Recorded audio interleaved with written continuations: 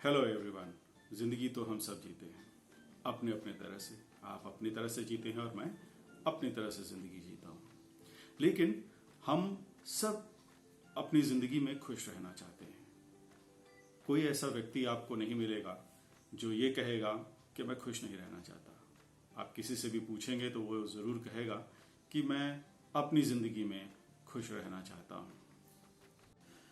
वैसे तो हम अपने जिंदगी में बहुत सारे ड्रीम्स लेकर चलते हैं, लेकिन सभी ड्रीम्स तो फुलफिल होते नहीं। वो टॉप 3 ड्रीम्स कौन से हैं जो हम अपनी जिंदगी में पाना चाहते हैं? मेरे हिसाब से वो टॉप 3 ड्रीम्स हैं happiness, money and freedom. Happiness, जैसा मैंने पहले बताया, खुश हम सभी रहना चाहते हैं अपनी जिंदगी में। मनी, जी हाँ, जरूरत मीट करने के लिए आदमी की बहुत जरूरी चीज है। पैसा कभी कभी खुशियां भी खरीद कर देता है। फ्रीडम, ये तो सभी को चाहिए। आजादी एक ऐसी चीज है जो काम करने की आजादी सबको चाहिए होती है, अपने तरीके से करने की, अपने तरह से सोचने की। वो फ्रीडम जहां पे कोई हमें गाइड ना करे कि आपको ये काम कैसे करना है। सलाह मशवरा सभी लेते हैं, बट काम अपने तरीके से करने की वो फ्रीडम चाहिए होती है। चाहे वो बिजनेस हो, चाहे वो जॉब हो, लेकिन वो फ्रीडम हम सभी को चाहिए होती है। आमूमन देखा यह गया है कि हम ज्यादातर दूसरों के कहे अनुसार काम करते हैं। अपने इच्छा अनुसार या अपने विचारों के अनुसार हम काम नहीं करते। जॉब में तो हमेशा ऐसा ही होता है कि आपको बता दिया जाता है कि आपको ये काम करना है और ऐसे करना है, और जनरली आप वैसे ही करते हैं। हम दूसरों के कहे अनुसार काम इसलिए करते हैं क्योंकि हमें अपने जीवन का पर्पस नहीं मालूम होता, हमें अपने जीवन का अर्थ नहीं मालूम होता, और हमें यह भी पता नहीं होता कि हम अपनी जिंदगी कैसे जिएंगे, किस तरह से जिएंगे।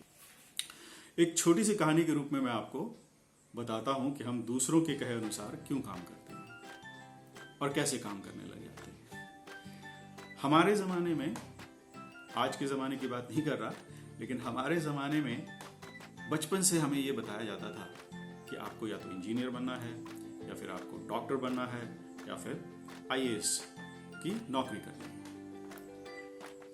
जब भी आपको ये बताया जाता था बचपन से, जब तक आप 10th पास किए, 11th 12th आपने पास की, हमेशा से आपको ये कहा जाता था, और वो आपके सबकॉन्शियस माइंड में कहीं ना कहीं जाके रजिस्टर कर जाता था। कारण क्या हुआ कि आप जो भी आपका लाइफ का पैशन था, जो आप बनना चाहते थे, वो सब भूल गए, और आप शुरू हो गए एक दौड़ में जहां आपको इंजीनियर बनना था, जहां आपको डॉक्टर बनना था, या फिर आईएएस बनना था। इन सब चीजों के चलते क्या हुआ दोस्तों कि हम सब अपनी जिंदगी एक कंफ्यूजन में जीते रहे कि हमें अपना जिंदगी का पर्पस क्या है, हमें अपना जिंदगी का अर्थ क्या है, और हमें अपनी जिंदगी कैसे जीनी है इसका पता नहीं। तो उस कंफ्यूजन में हम इस बात पर बढ़ते गए, और कहीं ना कहीं अंदर से एक डिससेटिस्फैक्शन हो गया। हैप्पीनेस जिंदगी से चली गई। पैसे हम कमा जरूर रहे हैं, और वो फ्रीडम जो है वो कहीं ना कहीं लुप्त सी हो गई। इसको दूसरी तरह से भी देख सकते हैं कि हम एक तो कंफ्यूजन में जिंदगी जीने लगे, दूसरों के कहे अनुसार जीने लगे, और लास्टली हम एक प्रेशर के अंदर काम करने लगे बचपन से ही, डॉक्टर, इंजीनियर, आईएएस बनने के लिए। और ये किन के द्वारा ये बिल्डअप किया गया? ये फैमिली के द्वारा हुआ, ये अपने रिलेटिव्स के द्वारा हुआ, और जिस सोसाइटी में आप रहते हैं, जहां पे आप रहते हैं, वहां के लोगों के द्वारा। क्योंकि जब भी आप मिलेंगे तो पूछेंगे अच्छा क्या कर रहे हो, तो आप कहोगे कि सर मैं तो इंजीनियरिंग की तैयारी कर रहा हूँ, या मेडिकल की तैयारी कर रहा हूँ, या आईएएस की तैयारी कर रहा हूँ। तो कहीं ना कहीं सबकॉन्शियस माइंड आपको उस तरफ ले गया, और आप अपना एक्चुअल जिंदगी का पर्पस, एक्चुअल जिंदगी का अर्थ, और जिंदगी से क्या चाहिए, ये आप भूल गए, और आप दूसरों के कहे अनुसार अपनी जिंदगी को जीने लगे। कारण क्या हुआ कि आपकी हैप्पीनेस चली गई।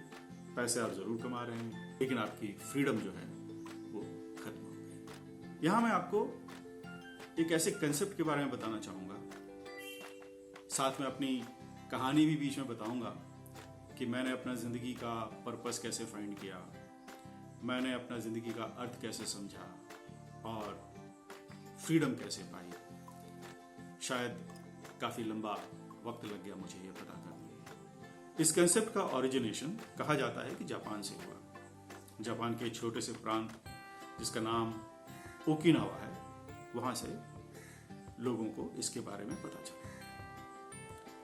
कहते हैं कि वहां के लोग खुश रहते हैं, हैप्पी रहते हैं, उन्हें अपना जिंदगी का पर्पस मालूम है और एक फ्रीडम की तरह जीते हैं, अपनी जिंदगी को फ्रीडम के साथ जीते हैं। इस शहर की खासियत यह है कि यहां काफी संख्या में लोग, उनकी उम्र जो है वो 100 वर्षों से ज्यादा की है। जिन ऑथर्स ने इकिगाई के बारे में सारे विश्व को अवगत कराया, उनके रिसर्च के अनुसार और उनकी किताब में भी लिखा हुआ है कि ओकिनावा में लोगों की उम्र, जिनकी 100 साल से ज्यादा की उम्र है, वो 24%, मतलब पॉपुलेशन की 24% से ज्यादा है। जो कंसेप्ट वहां से आया उसका नाम है इकिगाई। इकिगाई जो आपको कहता है कि आप कैसे अपनी जिंदगी को खुशहाल बना सकते हैं, हैप्पीनेस कैसे ला सकते हैं, पैसे कैसे कमा सकते हैं, और क्या है जिंदगी में जो आप अपनी जिंदगी से कर पाना चाहते हैं, अपनी जिंदगी को कैसे जीना चाहते हैं। इसके 4 प्रिंसिपल्स हैं। उस प्रिंसिपल्स के बारे में हम नेक्स्ट पार्ट में जानेंगे, पार्ट 2 में, जो जल्द ही आपको मैं लेकर आऊंगा। जाते जाते मैं ये भी एक कहानी छोटा सा कहना चाहूंगा कि हम सब कराटे के बारे में जानते हैं। कहा यह जाता है कि कराटे का ओरिजिन भी ओकिनावा से ही हुआ था। कराटे का मतलब तो आप लोग जानते ही होंगे, खाली हाथ, एम्प्टी हैंड जिसको बोलते हैं। इस नॉलेज के साथ मैं आपको अभी अलविदा कहता हूं और मिलते हैं पार्ट 2 में, जहां हम उन 4 प्रिंसिपल्स के बारे में जानेंगे जो ओकिनावा हमें बताता है, और शायद इसको अपनी जिंदगी में इम्प्लीमेंट करने पे हमें अपनी जिंदगी का पर्पस, हमें अपनी जिंदगी का अर्थ और हमें अपनी जिंदगी कैसे जीनी है, जिंदगी में हैप्पीनेस कैसे लाना है, मनी कैसे जनरेट करना है और फ्रीडम के साथ जिंदगी कैसे जीना है, ये हम शायद जान पाएंगे। Thank you so much.